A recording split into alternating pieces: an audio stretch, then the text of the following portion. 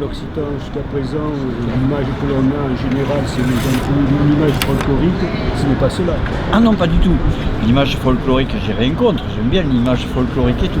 Moi, je parle très souvent, quand je parle de la régionalisation, de la région et tout, je parle très souvent au niveau économique en premier, et après, il y a la redistribution.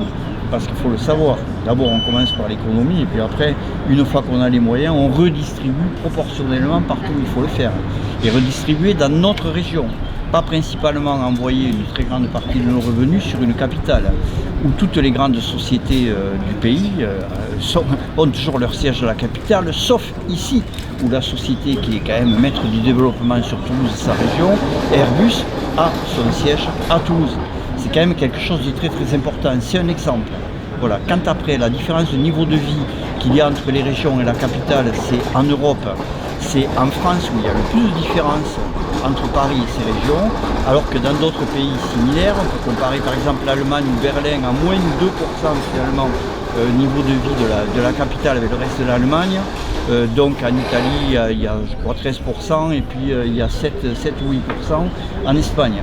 Donc comparé aux pays avec qui on peut être comparable au niveau économique, au niveau de la densité de la population et tout, on s'aperçoit qu'ici nous sommes dans un pays totalement centralisé et à partir de là, les régions subissent à tous les niveaux. Voilà. D'un point de vue culturel également, puisque la France n'a toujours pas ratifié la charte des langues régionales.